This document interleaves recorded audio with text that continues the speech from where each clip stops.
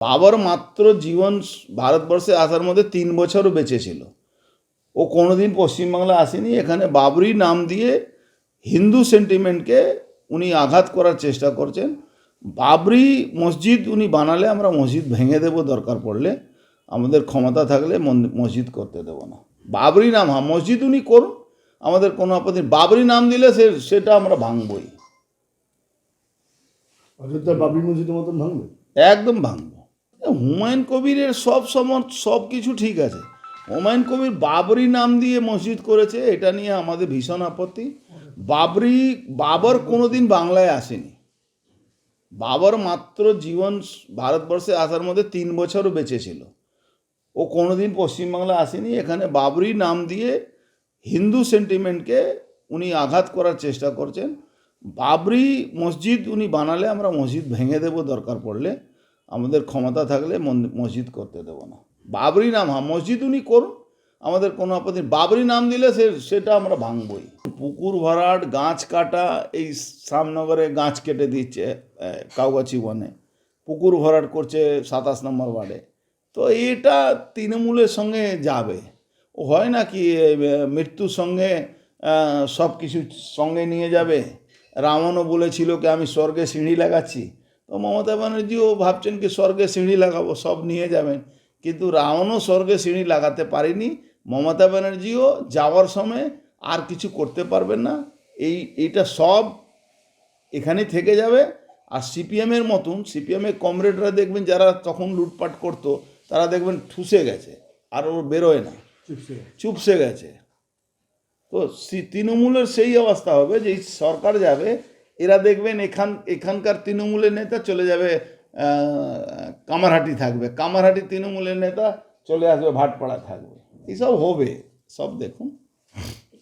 মানে যুব ভারতীর ঘটনা এখনো আমাদের কাছে দগদগে। তার পাশাপাশি আমরা কয়েকদিন আগে বা গতকালও দেখলাম যে ক্যানিংয়ে যে পরিস্থিতি, এতজন পদপিষ্ট, এত কিছু, এটা কি শিক্ষা নিচ্ছে না? দেখুন, মমতা ব্যানার্জি দুটো জিনিস বুঝে গেছে। বাংলার বাঙালি হিন্দু যে আবেগ ছিল দেশ আজাদির সময়, দেশে যখন স্বাধীনতা লড়াই চলছিল, সেই আবেগের মধ্যে একটু ঘাটতি এসছে। এটাকে ইনক্যাশ করছে মমতা ব্যানার্জি। ও বুঝে গেছে বাঙালি হিন্দুরা ওই একটা বাচ্চা 40 বছরের পরে বিয়ে করা, এটা নিয়ে আস্তে আস্তে আস্তে আস্তে যে আবেগ ছিল সেখান থেকে সরে যাচ্ছে। মুসলমানরা এই আবেগ এখনও ধরে রেখেছে, সেই জন্য মমতা ব্যানার্জি ওটাকে ইনক্যাশ করছেন। মমতা ব্যানার্জি এই ব্যাপারে কিন্তু বুদ্ধিমান আছে, কাকে কোন জায়গায় আবেগকে কাজে লাগাতে হবে সেটা করছে। কিন্তু একটা জিনিস আছে, মুসলমানরাও এবার বুঝে গেছে কি মমতা ব্যানার্জি তাকে ভোট ব্যাংক হিসাবে চিহ্নিত করেছেন। কেন, ওয়াকফ সম্পত্তি মুসলমানদের সব থেকে বড় লড়াই কী ছিল? ওয়াকফ সম্পত্তি নাকি ওদের লুট হচ্ছে, ওয়াকফ সম্পত্তি, অথচ সব থেকে বেশি মুসলমানরাই কিছু একটা বড় অংশ দখল করে বিক্রি করেছে, তার থেকে লাভ পেয়েছে, এখনও লাভ পাচ্ছে। কিন্তু বেশিরভাগ অশিক্ষিত আছে মুসলমানরা, তারাও ভেবে নিয়েছে আমাদের আল্লাহর জমি, খুদার জমি, আমাদের সম্পত্তি সব, আমাদের বাপ মা কবরখানা সব চলে যাবে, এরকম কোনো ব্যাপার নেই। গভর্নমেন্ট কি বলছে, তোমাদের সম্পত্তি তোমরা গরিব মানুষ মুসলমান ভোগ করবে।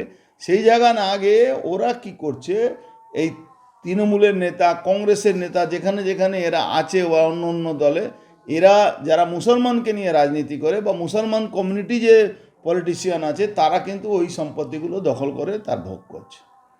এই যে একদিকে দেখছি মুসলিম ভোটের একটা অংশ প্রায় মুখ্যমন্ত্রীর হাতছাড়া হতে চলেছে। আমরা দেখছি যে হুমায়ুন কবির সে যথেষ্ট সচেতন হয়েছেন, নিজের দিক থেকে একটা অন্য উদ্যোগ নিয়েছেন, দল গঠন করেছেন। তো আপনার কি মনে হয় যে এবার হয়তো মুসলিম ভোটটা একদিকে পুরো চলে যাবে, কনভার্ট হয়ে যেতে চলেছে?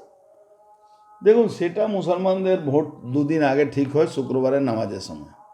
সেই নামাজের সময় মৌলানা কি বলছে তার উপরে ডিপেন্ড করবে। হুমায়ুন কবির বাংলার নেতা হবে মুসলমানদের কি হবে না, সেটা বাংলার মুসলমান ঠিক করবে। ভারতবর্ষের মুসলমানকে আগামী দিন যেরকম ভারতবর্ষে হিন্দুদের কিন্তু নেতা নেতৃত্ব বিজেপিতে আছে, কোনো অন্য দল 2800 রেজিস্টার্ড রাজনৈতিক দল আছে, কেউ হিন্দুদের জন্য ভাবে না, একমাত্র বিজেপি ভাবে। ওরকমই মুসলমানদের আমি জানি না কেন মুসলমানরা এটা বুঝতে পারে না। মুসলমানদের কথা বলার জন্য মুসলমান নেতা তৈরি করতে হবে। যেরকম এমআইএম মুসলমানের কথা বলে, ঠিক আছে, ওদের মুসলমানদের জন্য লড়াই করছে, কিন্তু মুলায়ম সিং যাদবর ছেলে অখিলেশ যাদব মুসলমানদের জন্য কি লড়াই করবে? ও তো নিজের স্বার্থের জন্য ভোট ব্যাংক বানিয়েছে। মমতা ব্যানার্জি মুসলমানকে নিজের স্বার্থের জন্য ভোট ব্যাংক বানিয়েছে। লালু যাদব ছেলে লালু যাদব এরা মুসলমানকে ইউজ করেছে ভোট ব্যাংক হিসাবে। মুসলমানদেরকে বোঝা উচিত কি মুসলমানদের নেতা মুসলমান হলে ওদের কথা সঠিক জায়গা গভর্নমেন্টের কাছে, সরকারের কাছে তারা রাখতে পারে, তাদের যত আভাও আছে তার কাছে, সরকারের কাছে রাখার জন্যে মুসলমানের কথা মুসলমান বললে আমার মনে হচ্ছে বেশি তার গ্রহণযোগ্য হবে। কোনো হিন্দু নিজের স্বার্থের জন্যে জাতপাতে রাজনীতি করে তারা কিন্তু কোনো দিন মুসলমানের ভালো করবে না। দেখুন, ইলেকশন কমিশনের আন্ডারে এসআইআর চলছে। এসআইআরে নানাভাবে বাধা দেওয়া হচ্ছে। তৃণমূলের নেতারা, এমএলএরা, কাউন্সিলররা, ভাইস চেয়ারম্যানরা, চেয়ারম্যানরা, পঞ্চায়েত প্রধানরা যেখানে হিয়ারিং হচ্ছে সেখানে ঢুকে পড়ছে। এটা সব সংবাদ মাধ্যমে বেরিয়েছে, কালকে অনেক সংবাদ মাধ্যম দেখিয়েছে। স্পেশাল অবজারভারগুলো উপরে হামলা হচ্ছে, মুসলমান রোহিঙ্গারা হামলা করছে। তারপরেও ইলেকশন কমিশন কেন এটা সুপারিশ করছে না কি পশ্চিমবাংলা ল অ্যান্ড অর্ডার নেই, সিচুয়েশন ভালো না, immediate law and order situation বহাল করার জন্য পশ্চিমবাংলা রাষ্ট্রপতি শাসন করে ভোট করা উচিত বা এসআইআর করা উচিত। পরপর দেখা যাচ্ছে যে যেখানে যাচ্ছে ইলেকশন কমিশনের অবজারভার তাদের উপর এইভাবে হামলা, তার গাড়ির বোনেটে উঠে লাথি মারছে। সেটাই তো বলছি, তারা বলছে যে চাই না, ইলেকশন কমিশন চাই না, এমন একটা স্লোগান তুলছে। সেটাই বলছি কি ভারতবর্ষের মধ্যে বাংলা নেই, এটা মমতা ব্যানার্জি রোহিঙ্গা জিহাদিরা প্রমাণ করতে চায়। যেরকম বাংলাদেশে কোনো ইলেকশন কমিশন নেই, ওখানে যে ক্ষমতায় থাকবে, যার হাতে পুলিশ, যার হাতে আর্মি, তারা ভোট করায়, তারা বুথ দখল করে। পাকিস্তানে যেরকম, এরকমই বাংলাকে মমতা ব্যানার্জি ওই পাকিস্তানি বাংলাদেশি যারা জেহাদিরা যেরকম করে রেখে দিয়েছে, উনিও এটাকে করতে চায়। ইলেকশন কমিশনকে ইমিডিয়েট এদেরকে অ্যারেস্ট করার অর্ডার দেওয়া উচিত, এফআইআর করে এদেরকে অ্যারেস্ট করে নেওয়া উচিত। আর যে অসিত মজুমদার, ওকে তো ক্যান্ডিডেচার যাতে না পায়, মানে ক্যান্ডিডেচার যাতে না হয়, গ্রহণযোগ্য হয়, সেটা অর্ডার বের করে দেওয়া উচিত।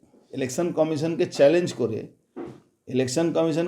করে কেউ ক্যান্ডিডেট হতে পারে, এটা ইলেকশন কমিশনকে বুঝিয়ে দেওয়া উচিত কি হতে পারে না।